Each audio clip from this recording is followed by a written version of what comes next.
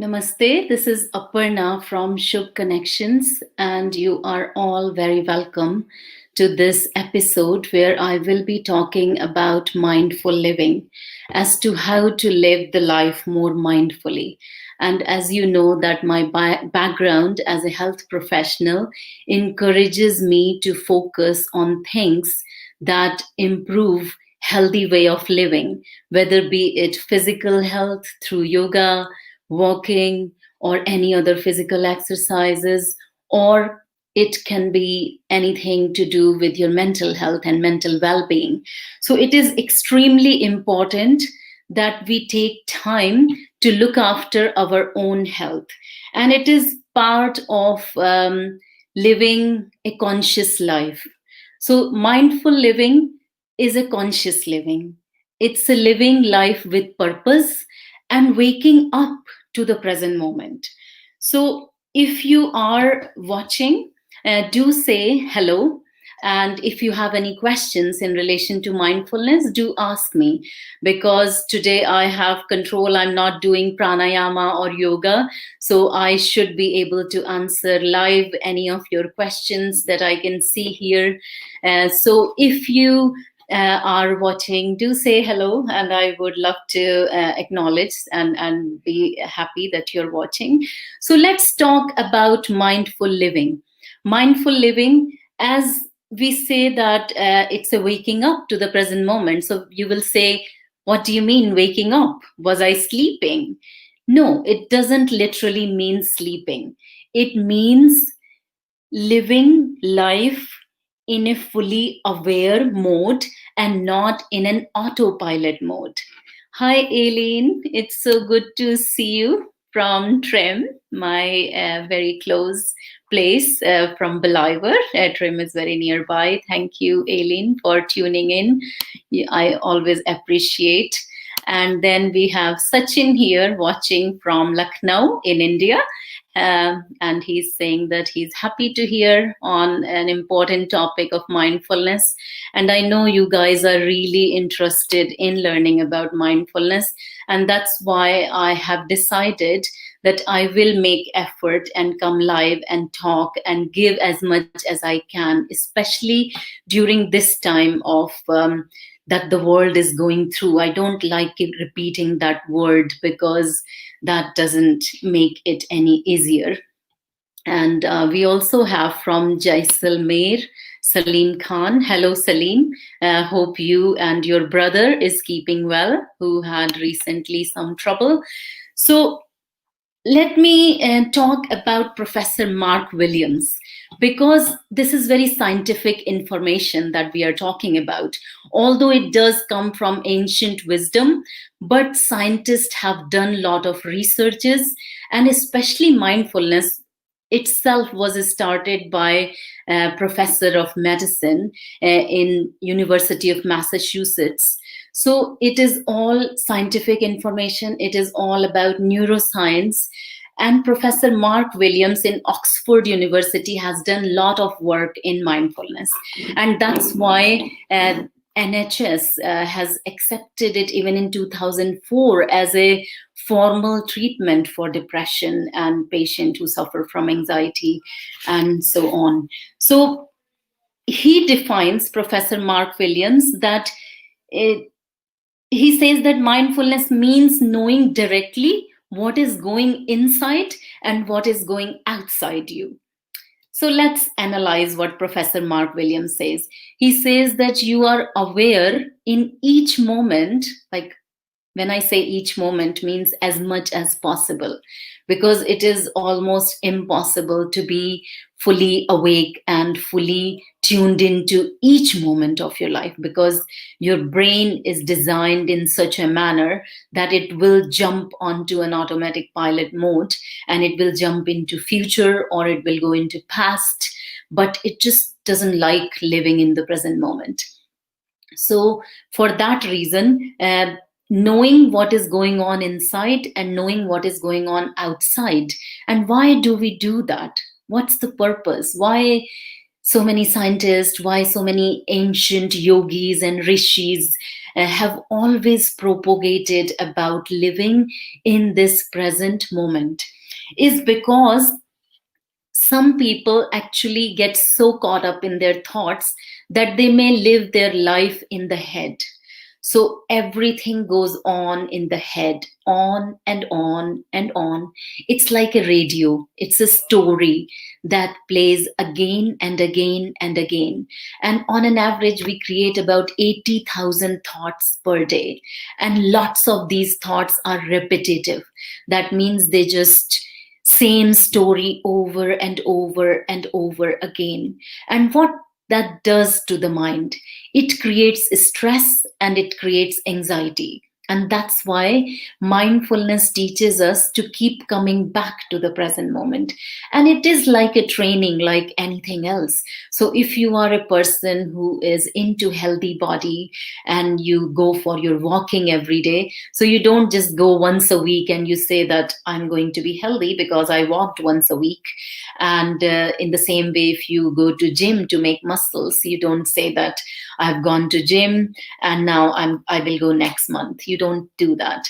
So in the same manner, this also requires regular practice and regular attendance in this mental gym, where you have to show up and you have to make sure that you're doing the work, you're doing the training, and that's how you will get the benefit. Because mindfulness teaches us to connect with the thoughts, with the feelings, with the emotions, and it brings us closer to our own bodies and our own minds.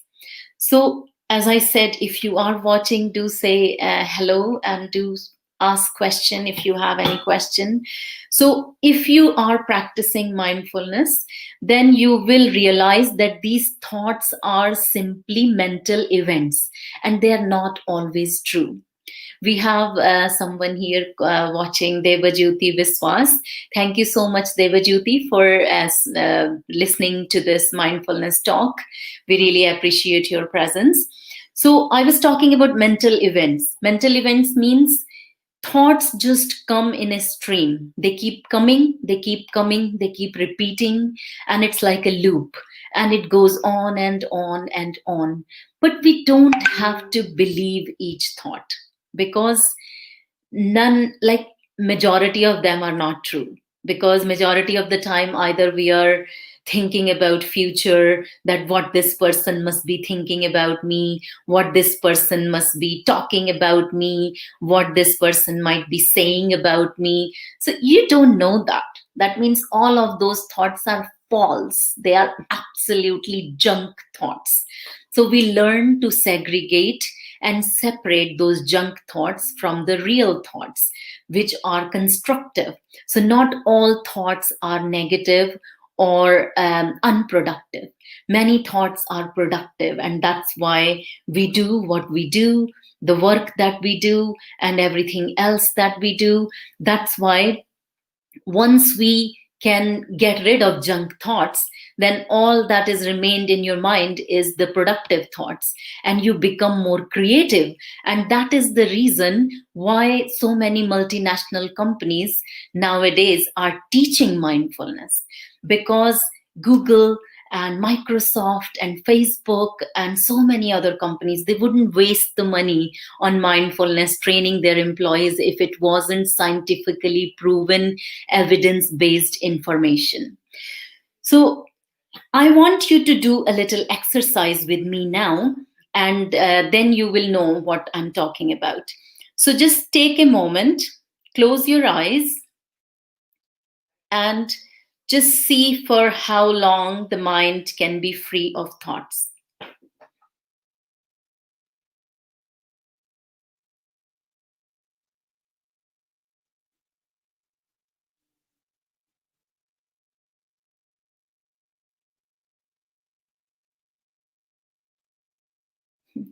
So, because I have done a lot of training for the last many years, my mind was more or less free, but still I was kind of repeating things in my head at some stage.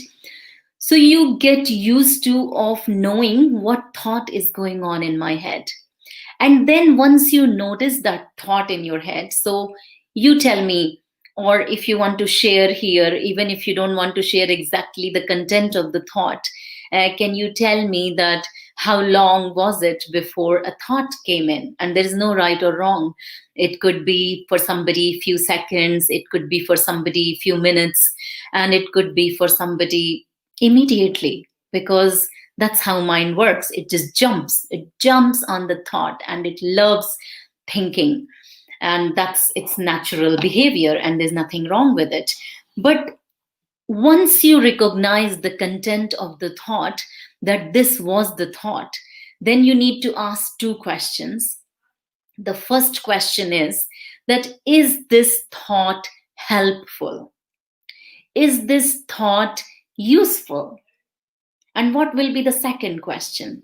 Any guesses? If you know, please write here in the chat box, and I will be able to see what will be the second question you will be asking. So we tried to close the eyes and focused on the internal content of the mind, the thinking mind, and we focused on what the mind is thinking. And once we figured out what the mind is thinking, then the next thing is to ask two questions. First question is this thought helpful? What will be the next question? Come on, tell me. So many of you are watching, and just tell me any guesses. There's no right or wrong. Just tell me what will be the next question you should be asking. I'm not getting any reply. I'm not getting any response. Sachin has at least shared that how long was it before the thought jumped in. He said 20 seconds. Very good. Yeah. So, and don't judge your mind for thinking, because otherwise we will definitely be going the wrong way. Because one of the basic principle of mindfulness is non-judgmental attitude. And first you apply that non-judgmental attitude to the self, to your own mind, to your own body, to your own very existence in this world. And then you apply to the whole world. And you become that kind of person that you don't easily judge people for who they are. And that is such a beautiful way to be, because everybody is unique and everybody is the way they are. And all we can do is just accept them the way they are, rather than trying to criticize. And Aileen has shared something that my thought was, my mind, if not thinking anything. Let me share this with everyone.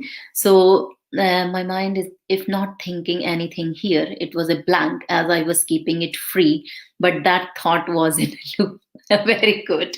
That is excellent. I mean, that's exactly the type of feedback I'm looking for. You share with me, and then I'll be able to clarify, because there are so many myths going around about mindfulness.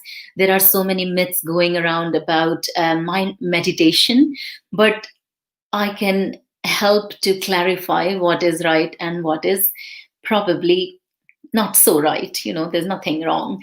But yeah, so for you, Aileen, okay, so you were making effort to keep the mind free, which is right, because the beginners, that's what they do.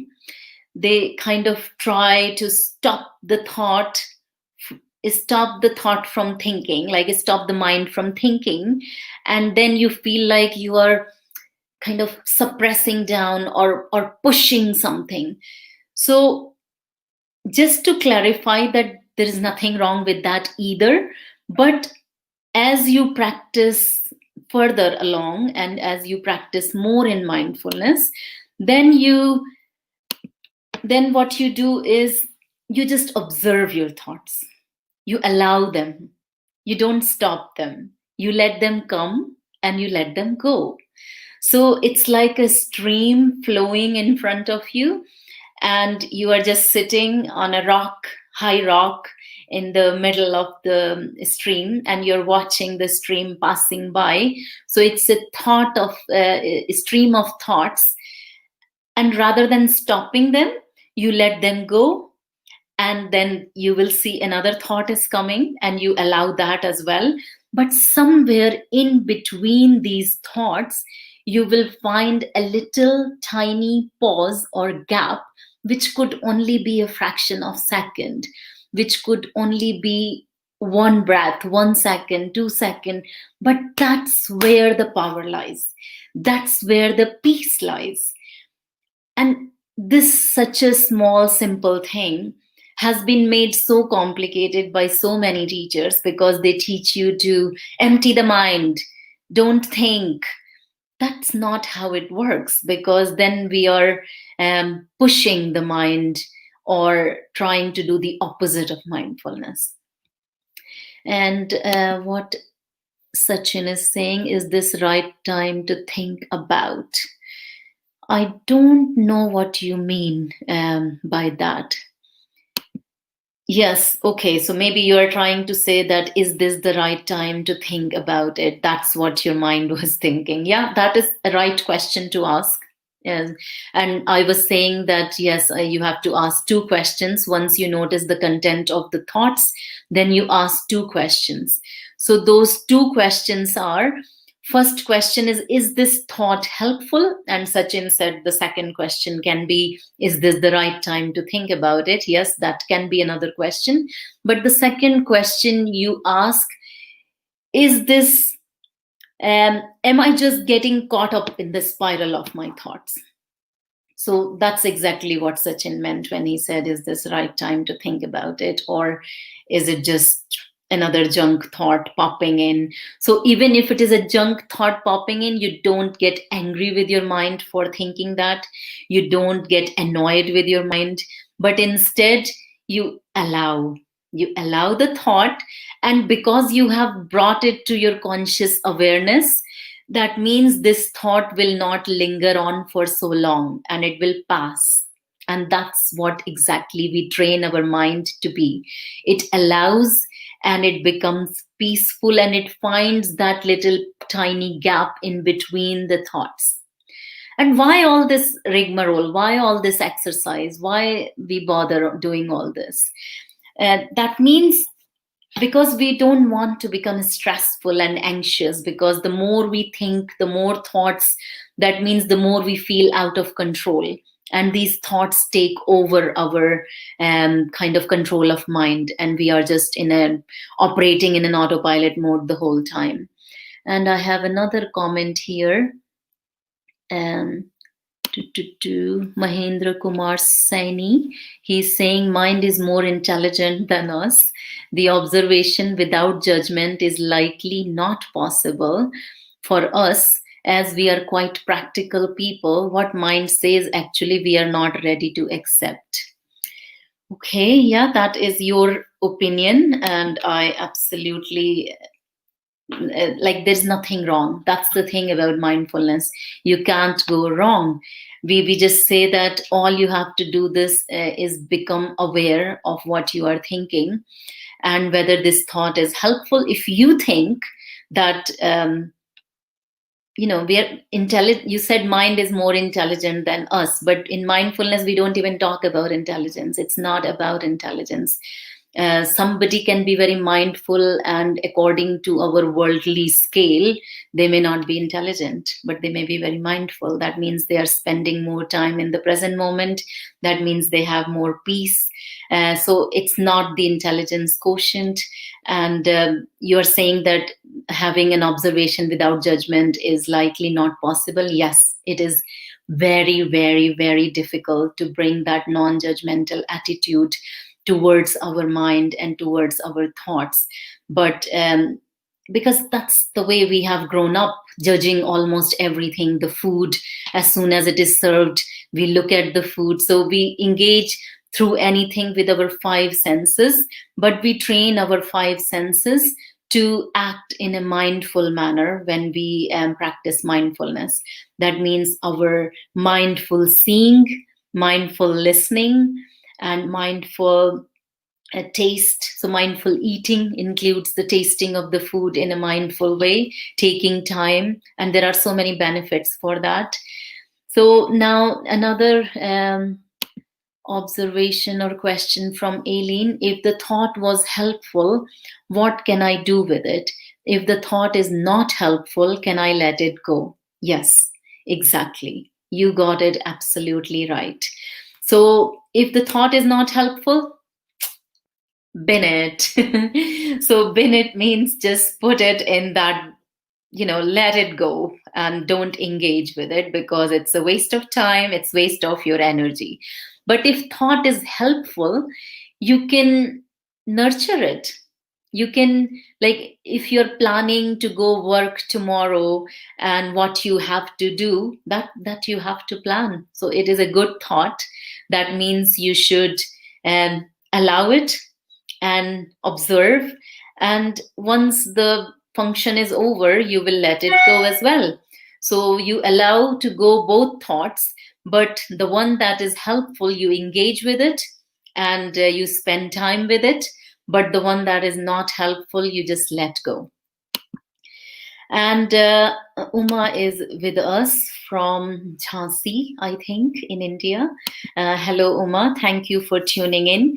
So, as I was saying, that NICE, the National Institute for Health and Care Excellence, recommends mindfulness for all their patients of mental health, and it offers this service free of cost. So, I'm going to share with you some research findings by very important researchers they are in the area of mindfulness. And with that, I will actually share with you what changes will come to your mind once, sorry, not in your mind, in your brain. So you train the mind. So mind is something that you can't see it, you can't touch it. And then brain is something which is physical, and it's inside the skull. So that will bring physical changes in the brain, which is called neuroplasticity. So I will share what areas of the brain will be affected when you practice mindfulness on a regular basis. And these are research evidence based information. I didn't make it up, and I will share even the year it was done and who did it. So there was a study done in 2008 by Lutz, Dunn, and Davidson. And they found that the mindfulness impacts the amygdala. Amygdala is the hind part of the brain. So there will be changes in amygdala for regular mindfulness practitioners. And it was determined that this is the area where, if you are practicing regular meditation and mindfulness, then this area becomes less active, because it is primitive part of the brain, and it is also called as fear center of the brain. So if it becomes less active, that means you will have less stress response, because some amount of anxiety and stress is good for you. So I'm not telling that you will just become like, aha, everything is hunky-dory good. No, you need a little bit of stress and anxiety to perform better, to be safe, to do safe driving. Otherwise, we will be completely reckless. But mindfulness gets that right balance where you're not extremely fearful, because amygdala goes through changes. And then at the same time, you're not trying to control everything either. So the second area of the brain that gets affected by regular meditation and mindfulness practice is the hippocampus area of the brain. And this research was done in 2010 by Golden and Gross. And they found that hippocampus area of the brain, which is really responsible for controlling the amygdala, and it is also responsible for memory. So a lot of people, as they grow older, they complain about that, my memory is not so good, I can't remember things. But if you are doing regular mindfulness practice, then your hippocampus area of the brain, which is also very important area of the brain for emotional regulation. And you see, whenever we talk about mindfulness, we talk about thoughts, we talk about emotions, and we talk about feeling them in your body and getting friend with it rather than getting scared of it. And that's why researchers have found all these changes in the brain that are caused by mindfulness and meditation practices. The other research study, which was very important actually for all of us, because each one of us have very, very important relationships in our life, and humans are driven by relationships. Relationships are the cause of happiness, are the cause of feeling good, and also cause of pain and suffering. So when Buddha said suffering, he meant suffering in the mind, and that suffering which is also caused by just feeling that we carry in our mind and in our heart, and then we actually damage our bodies through those stress hormones. So this study was done in 2004, and in 2004 this study was done in University of North Carolina at Chapel Hill, and they demonstrated a correlation between practice of mindfulness and improved relationship in the couples. So this particular study was done on couples, and they were given regular mindfulness training, and before and after their brain was monitored through the gadgets, and they found that the couple reported even that their relationships improved. Then the next study, which is again very important to share, and then I will just finish with a short meditation today, one of the very famous mindfulness meditation. So Chiza and Sereti in 2010, they examined the prefrontal cortex area of the brain, which is the front part of the brain. So this front part of the brain is called the executive area of the brain, and this is the area of the brain which helps us to make right decisions and do the right things and carry our personality and all of those important things.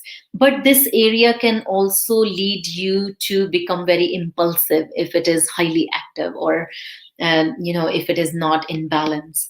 So this study found that the brain tended to become more active following mindfulness training. That means this front part of the brain, which is the prefrontal cortex, it became more active for people, so that they could take more right decisions in the life.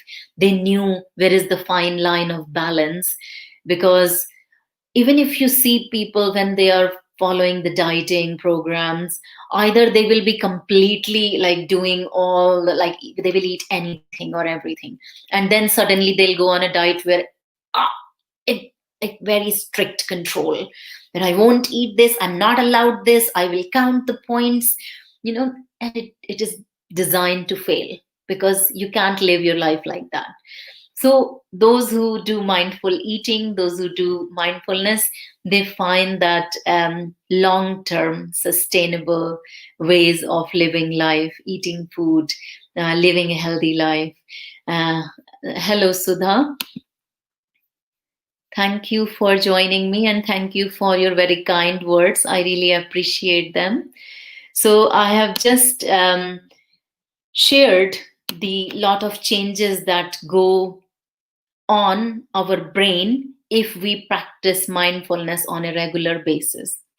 So today I'm going to do with you a short meditation, and this is one of those activities that is quite good for mindfulness practitioners. So I'm delighted to introduce to you, and I don't know if you have ever heard the name of Pema Chodron. If any of you are mindfulness practitioner, you might have heard her name. Pema Chodron, if I'm right, I think she's a Buddhist nun. Like she went on, American nun who went on to become Buddhist. But we are not here teaching any religion. It's not about being Buddhist or any other religion. This is completely humanistic practice, and it applies to every human. Breath has no religion. So we only tell you to connect to your own self. We only tell you to connect to your own breath. And that means it is totally secular practice. So this is her, I'm going to share with you. This says, well-being of mind is like a mountain lake without ripples. When the lake has no ripples, everything in the lake can be seen. When the water is all churned up, nothing can be seen. So, what does that tell us? The lake, because in as a mindfulness practitioner, we relate to the water body because thoughts are like water. So, Aileen, for you, your question's answer is actually hidden in today's meditation and what I just read. So, you let your thoughts be like water. So, you allow anything that flows in, you let it in. But water is so beautiful. When I'm going to talk about the meditation, I will explain it more. But for the moment, see if the lake is really quiet. So, like your mind, when it is really still, everything can be seen. So, the shadow of the tree, and if you stand there, and if lake is really still, like a mountain lake, then you will be able to see yourself. But if it is another type of lake where water is all churned up and it's a windy day or somebody has just thrown a stone. So suppose if somebody said really kind of, something that hurts here. So if somebody has said something, it will be like somebody has thrown big rock in the lake and the water is all churned up. That's how our mind becomes. It just goes into that spiral where everything is unclear. And that's why we become impulsive. And that's when we feel like we have no choice and we act in that manner. But mindfulness practitioner realize that in every situation, even in the worst to worst situation, there is always a choice. And that choice may be only two or three options, but there is always an option. And you take time rather than acting impulsively, you take time and make that right choice, which is right by you, not by what your parents are saying, not by, it's not that they're not saying right thing, but you use your mind to make the right decision. And here, Uma is sharing with us that mindfulness and yoga helped her to relieve the migraine pain. Oh my God, Uma, I'm so delighted because I can't tell you how happy I am to have you with us because you have been doing regular, whatever I have told you, you've always done it. And it's not us, it's not mindfulness. Basically, it is your own desire to be healthy in your mind, to be healthy in your body. So that's why you have been doing regular practice and you haven't skipped a day and you have been showing up regularly in the class. And that's what helped for migraine to go away. And now I have my another most beautiful friend, Catherine. She says that this reminds me of the picture of lots and lots of traffic. Each car is a thought, but there is no path to make a clear journey with less cars. Thoughts, the path is clearer. With even less cars, then there are more options. Absolutely, Catherine. I forgot to mention this particular scenario today, so I didn't remember, but thank you so much for sharing because that will make it so clear for everyone who's listening because it's like a traffic jam of thoughts. And that's how people who have mental health issues, their mind is like that. There's nothing wrong with their mind. It's just that all the thoughts are blocking each other. And they feel even like they don't want to express it. Otherwise, there will be some passageway. Some cars will be less if they allow to come out. But most of the people who are suffering with anxiety, depression, or just simply stress, they don't share it. So too many thoughts are blocking each other. But once we practice mindfulness, and Catherine has been again, she was with me in my last mindful living course, and we were so privileged to do it face to face in Durga Yoga Studio. With all of us doing our meditations together and practicing and learning so much from each other and sharing with each other. And that was such a good course to do just before pandemic. And we didn't know that pandemic is coming. And the next course that I'm trying to offer, which will start on 13th of September, will be online because of the way our situation is. So, Catherine, thank you so much for sharing. And yes, our mindfulness practitioner's mind is with less cars driving on the road. That means each thought has a clear passageway and green light, and it comes and it goes, and it comes and it goes, and we don't block any thoughts. So now it will be only right to end with the lake meditation, which I don't think even those of you who have been doing regularly mindfulness with me, for some reason, I realized today that in all these years, I can't recall using this meditation ever. So this is a very special day that I'm going to do this with all of you. So please, if like you are at home, I believe, especially in India, there are so many people connected from India. It is 10:30 in the night. So you're all ready for bed. So for you, actually, this will be a perfect meditation. And I have Manjari joining us from India as well. So thank you, Manjari. It is so good to have you here. So if you are watching from India, definitely lie down. So this meditation, you are pretending to be a water body like a lake, and the lake, like, it's lying down. Lake is not like a mountain, it's not standing up.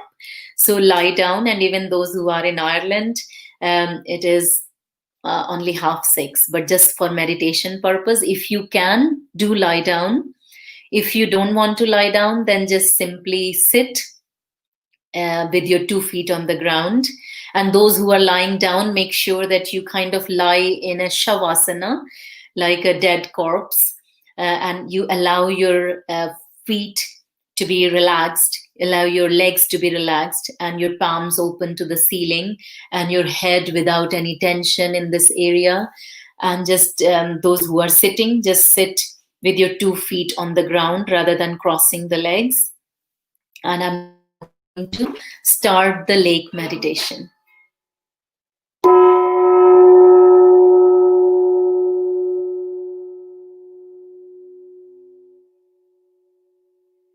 I want you to imagine your favorite water body of a lake that you have ever visited.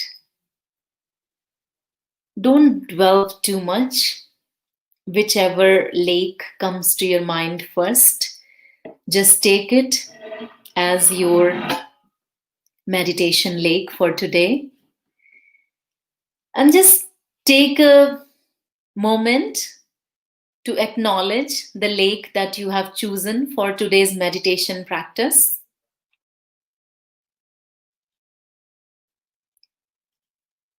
And as if you are just looking at this lake and admiring the water. And don't judge your lake, whether it is a mountain lake or a lake with a lot of waves and churned up water. It doesn't matter. And now just gently imagine that you are entering into this water. You are entering in the lake. And as if there is a bed on the surface of the water. It's like, one of those that when you go for swimming so that you don't go under the water, that type of thing. And you lie down. And it is your choice whether you want to remain at the surface of the water lying down, or you want to just go and become one with the water. But you are lying down and you are connected and you are in the water. You and the lake becomes one.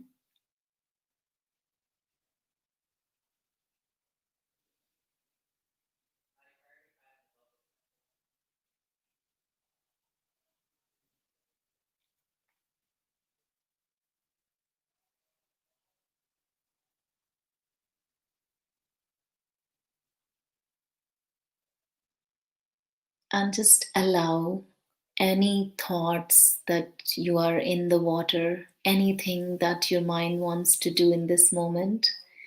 Does it want to go deeper? Does it want to explore anything? Or is it quite happy to just, enjoy the stillness of the water. What happens if a thought comes? Will that create any wave or will it get the water churned up? So just stay silent and observe what happens in the mind.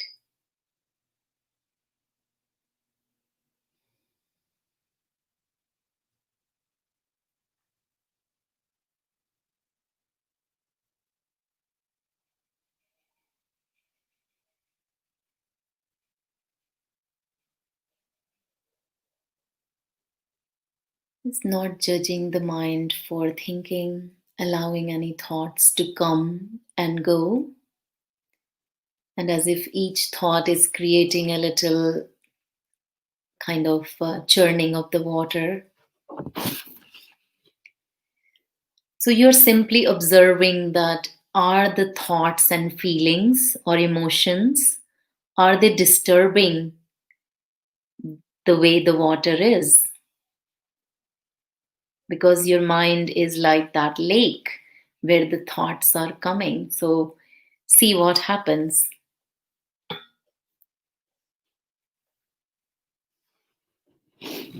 Keep watching, keep lying down, keep your eyes closed, and watch the content of the mind.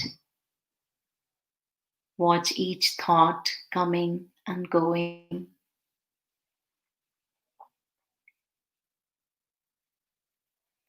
You may choose to see the reflection of sun or moon. You may choose that this is night time and you can see a little reflection of moon in the lake.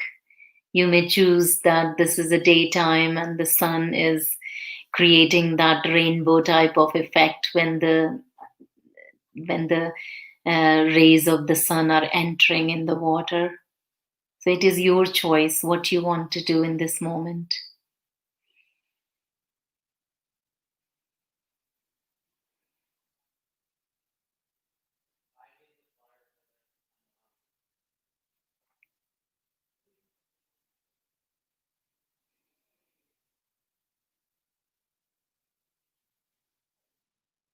And remember, any time that there is a gap or pause in between the thoughts,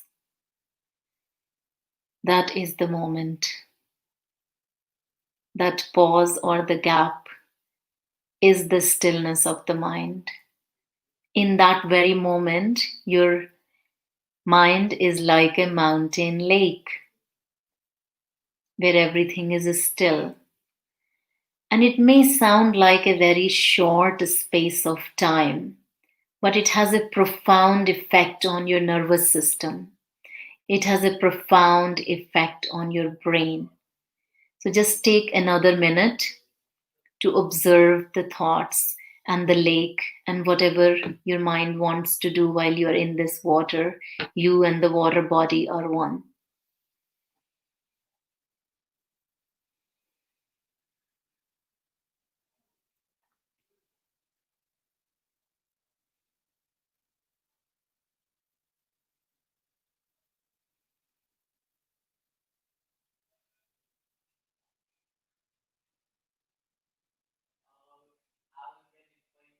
And now slowly start to bring your attention to the breath. Feeling the breath coming in and going out. In through the nose and out through the nose.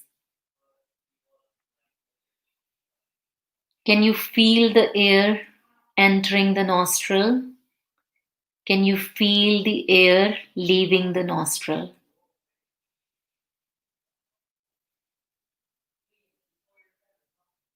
Now gently draw your awareness to any sounds that you can hear from far or near, any sounds.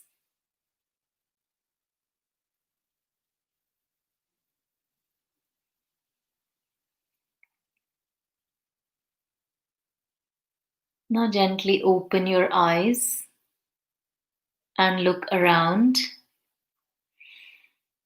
And if you have been lying down, then gently come to sit.